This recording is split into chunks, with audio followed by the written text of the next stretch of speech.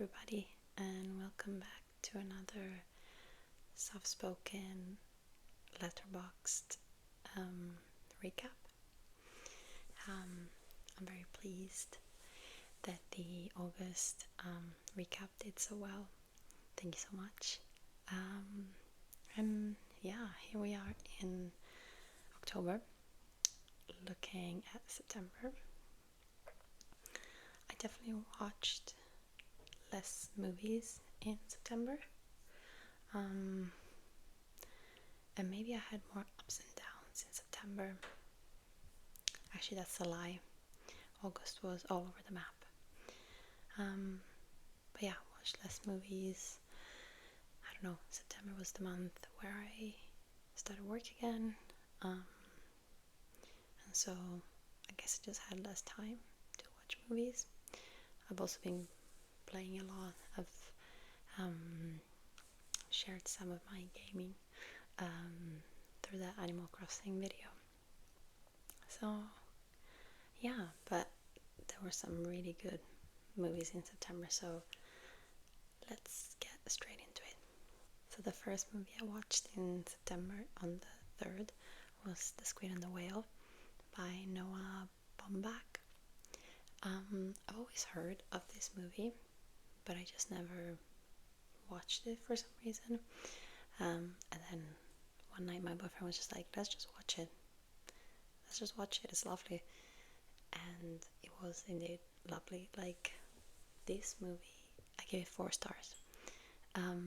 This movie has so much heart, and it feels very Wes Anderson in the way all the characters are good and bad, and like nobody is just the bad guy or the good guy. They're all very flawed and nuanced, I suppose.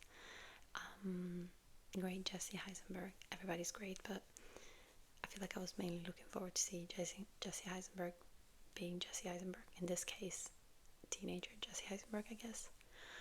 Not that he's a teenager in it, but he's playing a teenager.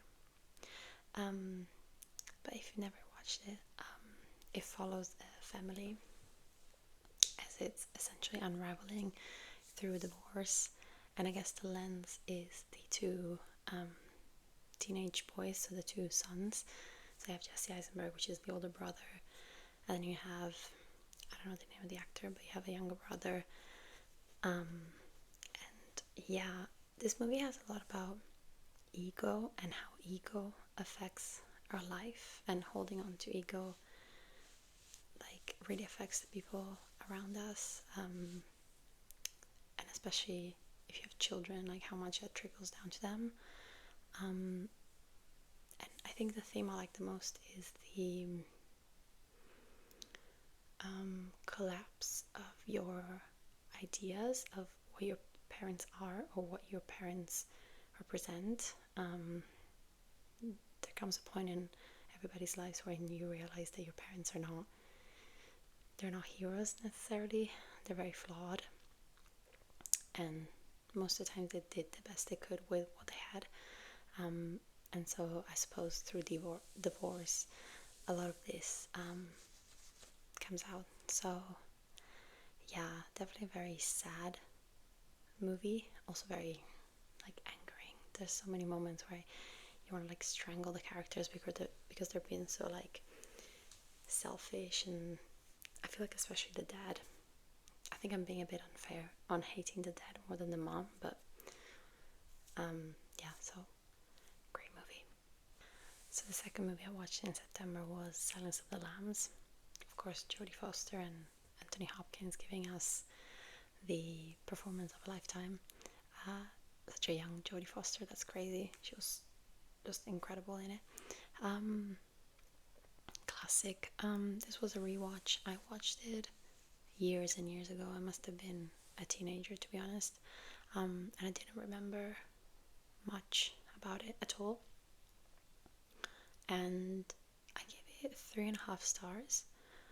I feel like it could be a 4. I don't know why. Maybe in the moment I wasn't blown away. I don't know, but yeah, this is incredible. I'm sure you all know the plot line. You have Jodie Foster being a very young FBI agent, and she is asked to interrogate a serial killer, Hannibal Lecter, to find more leads, so find some leads, find any information about another killer that is active, Buffalo Bill. And then things happen from there. Of course, Hannibal Lecter is a psychiatrist, so he really gets into the psyche of Jodie Foster. I can't remember her character name right now. And then yeah, things happen. Not much to say about this. It was really good, really gripping. The last scene, if you've seen it, that scene in the dark is like so stressful. Yeah. Oh, rewatching this after having watched Longlegs. When did I watch Longlegs? I don't know. Whenever it came out, I can really see the influence of this in Longlegs. I didn't love Longlegs. I had some criticism about it, but this is like the OG. Really good. Next was Knowing, 2009 movie starring Nicolas Cage. This movie was terrible. It's just terrible, and it's not even terrible where it's like the redeemable qualities that it's funny. It's just bad and boring. It's horrible to look at. The color grading is just like it's terrible. It looks so fake. And then the actual so the premise is that Nicolas Cage's character, his son, they at school they open up an old of course it's old, a time capsule that was put there in the 60s, I think, or the 50s, and they were all drawings from children of the 60s about how they thought the future would look like. So each child gets a drawing. Nicolas Cage's son, instead of a drawing, gets a sequence of numbers. And so Nicolas Cage gets really, I guess, fascinated and intrigued by these numbers and figures out that they were all dates from essentially catastrophes or tragedies that have produced a lot of deaths. And so then there's still some dates left, and so it's kind of a run against time to figure out when and how these next tragedies will happen and try not to prevent them, but to at least like save some people. And it is so, I think, unethical and so like horrible that they show real footage of like 9/11 and like tsunamis, and like these are real events. Like people have actually died, and they're like, these are like national and international tragedies. So it's like, I understand the premise, it can be fun, but like we need to rethink the real life implications of it. Like imagine being, I don't know, like people are still affected from these tragedies, you know what I mean? So it's like, why do that? I don't know. I thought it was such bad taste, and that mixed with the fact that the film looks horrible, the dialogue is questionable. I gave it 2 stars, but it could be a 1 star, to be honest. I did not like Knowing at all. I think it has a bit of a like following in its own weird way, but not for me. No thanks. Next, I watched Trap, M. Night Shyamalan's latest movie. I am a bit of a M. Night Shyamalan apologist. I think his movies can be really fun. I think it was last month though that I watched Happening, and that was bad. But Trap, I went in with quite low expectations. Okay, especially because the trailer gives away the twist, and M. Night Shyamalan is famous for the twist. So it's like, is there gonna be another twist, or is that it? Like, is he changing his like style? I don't know. And then, you know, there was other criticisms, but I was like, okay, let me just see how it is. And I went with a friend, and it was really fun experience, like bonding experience, I think. And this movie is M. Night Shyamalan taking the piss and just being like, I can do whatever the hell I want because I have the money and the resources at this point, so let me just do whatever. So this movie is essentially a big like showcase of her daughter, which I'm really sorry, but she's a terrible actress. But it doesn't matter because her career choice is being a singer, a performer. And so throughout the movie, you have so many long scenes, sequences of her singing and dancing. And it's like, this is just an ad. Like, it's a Spotify ad.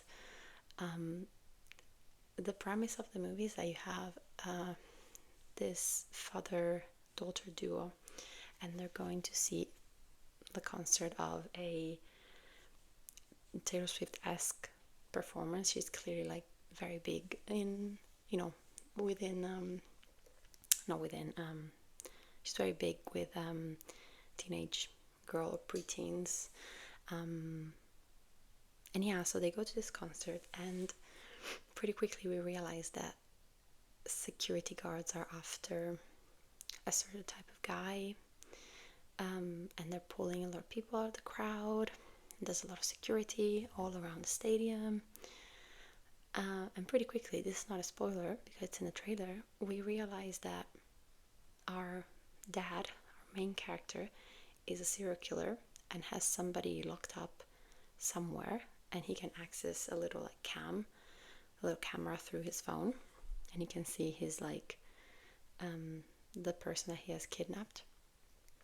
And so we quickly figure out that the whole stadium and the concert is a trap to capture this serial killer, which is the most ridiculous concept ever. Why would you put so many lives at risk, especially young people's lives at risk, to catch a serial killer? Also, it's the most elaborate and like stupid way to go about it. Like, anyway, don't even ask me how they know that he's gonna be at the concert because it's even more ridiculous, and I don't want to kind of spoil the second small plot twist. But this was honestly so much fun. Like, the whole dialogue and like the actual writing is, I'm trying to find another word for ridiculous, but just like laughable. I need to mention this one scene. So once our main guy figures out that they're after him, he's trying to find different ways to escape.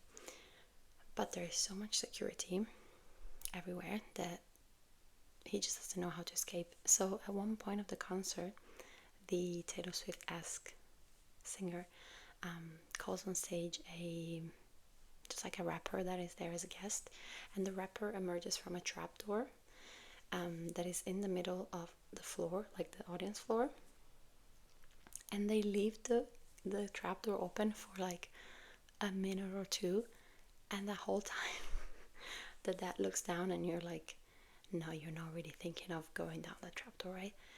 And then he asks his daughter, and he's like, wouldn't it be so fun to go down there? I bet they have costumes and things. What? You think it would be logical to go down a trapdoor?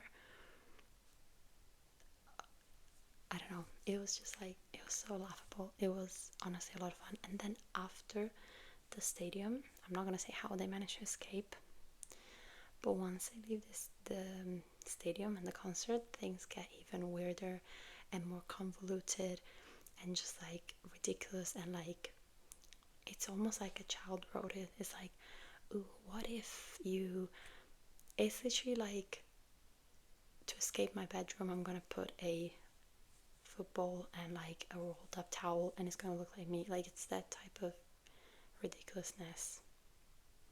So Trap was 4 stars for me.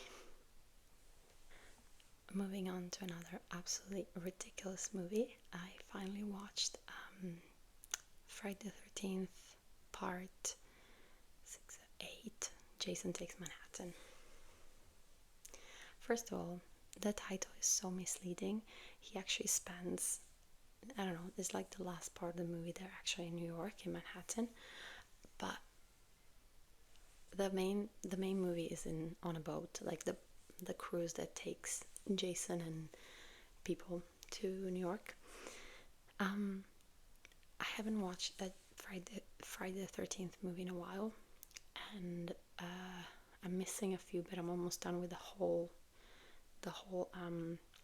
franchise. I even rewatched the reboot slash remake the other night, the 2009 one. It was terrible, by the way, just like let you know. But this movie was so much fun. It is one of the most ridiculous, over the top. It's almost like people didn't even try to escape Jason.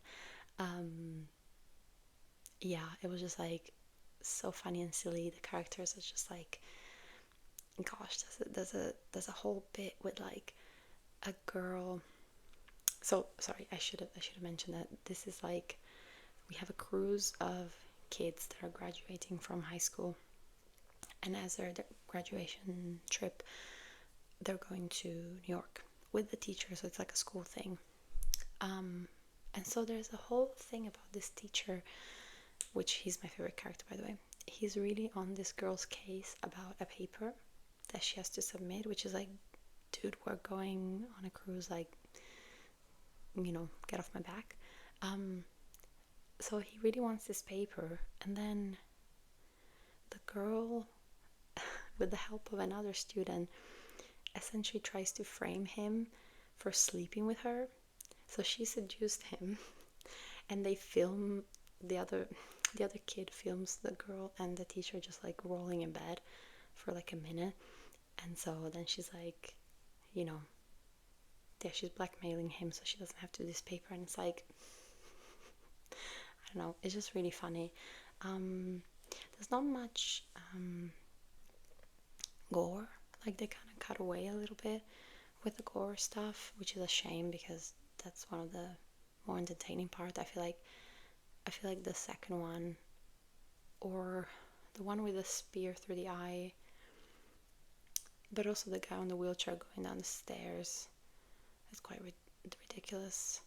There are other deaths that are a bit more gruesome and just fun. These are more like fun because, again, people were not even trying. They're just really like, and they're not even running away. Yeah, really fun movie. 3 stars. Could be a 3.5. I don't know. Next is actually a DNF, which I don't think I've ever included in one of these recaps. I also tend to not log movies that I do not finish on Letterboxd, but I did watch a good chunk of this one, and it was Mean Girls, the new one. I watched it with a friend, and it just doesn't have the same essence as the original, I also feel like musicals are a thing and they're great, and then you have movies and they're great, but why would you make a movie of a musical of a movie? I don't know, it just didn't have the same charm. I don't know, I have a lot of criticism. I feel like in the original, people really not only fear Regina, but they also admire her and like want to be like her. So you have the whole scene of like, I saw Regina wearing, I don't know, khaki pants and flip-flops or something, so I wore khaki pants and flip-flops. It's like people look up to her because they hate her, but they would like to be her. In this one, it seems like everybody just fears her. Everybody's terrified of Regina. I don't know, I guess they just wanted to go in a different direction, but I wasn't that into it. And then our main girl's friends, I'm not remembering anything right now, but our main protagonist, I feel like at first the trio establishes a friendship, and then they send her off to the plastics to be like, go and sort of investigate. I'm gonna look up her name because it's driving me crazy. Is it Katie? Katie. So yeah, so I feel like Katie first becomes really good friends with the other two, and then they send her off to sort of investigate the plastics from within. But in this one, it seems like in 2 seconds they send her off to the plastic to be like, yeah, go sit with them, it will be fun. I don't know, I wasn't that into it. And all the songs, which, you know, the whole point of a musical are the songs. Yeah, they were catchy, but like, did we need an intro song of Katie being like, I wish for something more than Africa, whatever? It's like, I don't know, I wasn't into it. So I gave it no stars because I didn't finish it. We're almost getting towards the end. Next one was Iron Claw. Iron Claw is one of the saddest movies I've seen in a long time, probably in life. The way I sobbed about a movie that follows wrestlers. I guess it's so sad because it is based on a real life of this family that they were really invested in, like pro wrestling in the 50s, 60s, 70s, 60s, 70s. But and yeah, so it's like a family where, so it's a mom and dad, of course, and then all these brothers, and spoilers, I don't know, spoilers question mark, click ahead if you don't want to hear it. Pretty much all of them die, so it's like they have this curse, they say, and all of them die in different ways, and it's just all very tragic. It's just a very tragic movie, but it's also a movie that has a lot of heart in like the investigation of male emotions, I guess, and male connections and male friendships, brotherhood, of course. And Zac Efron is just, he's incredible. Like, he sold me this character. Like, I could not believe that Zac Efron is not a pro wrestler, you know what I mean? I don't know. And just like, I don't know, this movie has a lot of heart, but prepare the tissues because you will be crying. I think if you're not crying, you don't have a heart. Okay, so this was a 4 stars, but honestly, I'm gonna give it now 4.5 because just a really sad movie that is also very fun to look at, and also, I don't know, I never thought I would care about pro wrestlers, but those parts were also really entertaining, so there you go. Second to last one was Speak No Evil, that I also watched at the cinema. Trap was also a cinema experience, I think I said it. Speak No Evil was a bit of a random, like, ooh, with a friend, I was like, ooh, let's go watch a movie. What is out? Let's go watch Speak No Evil. And I have a bit of a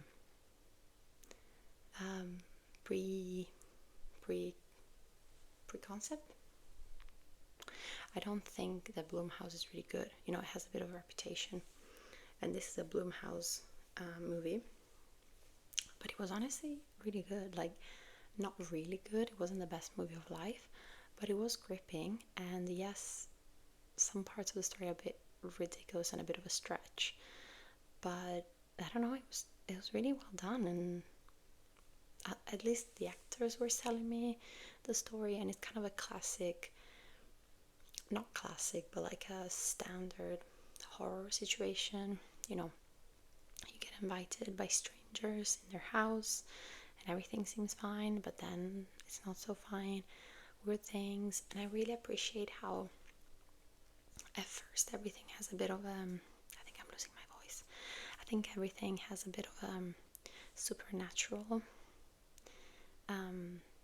element to it, and even the trailer doesn't make it obvious. But then again, spoilers, kind of. I really appreciate that the movie actually does not play out as a supernatural story at all. which makes it really real and grounded in reality, and actually kind of scarier because it's something that could happen, I guess. And yeah, James McAvoy plays a crazy guy so well, like it's a bit unsettling. um, yeah, just really good, solid, fun movie. Not the best horror ever, not the worst horror ever. I gave it 3.5. Yeah, it was a fun time, and it makes me want to watch the original Danish movie. Actually, yeah, I want to watch that. And last but not least, we have Dazed and Confused. I know this is a very famous title, and a lot of people love it. My boyfriend showed it to me because he loves it, but I don't know. I gave it 3 stars. I wasn't that into it. I don't mind movies where people just talk, and in this case, they just drive around. It's just a bunch of kids post, well, not graduation, but post end of school, I suppose, in a small town. Oh no, it's set in Austin. It's set in Austin, Texas, and so there's just a lot of driving around and drinking and drugs and just, yeah, just they're just having fun, and they're just doing whatever they can because there's not much else to do apart from hanging out and drinking, and yeah, but nothing much happens, I guess, which again is fine. I usually don't mind, but I don't know, I was just not into it. So there's that. Dazed and Confused, 3 stars. I guess 3 stars is a bit generous for how I just spoke about it, but I don't know, it was fine. It was fine. So not ending on a super high note or anything. But September was a good month. October has already started. Not well, actually. Not well at all. I watched 2 movies so far this month. Spoiler, I didn't like either of them. So thank you so much for watching. And at this point, you should have 2 links popping up from other movie related videos on my channel. But yeah, thank you so much for watching. I'll see you very soon.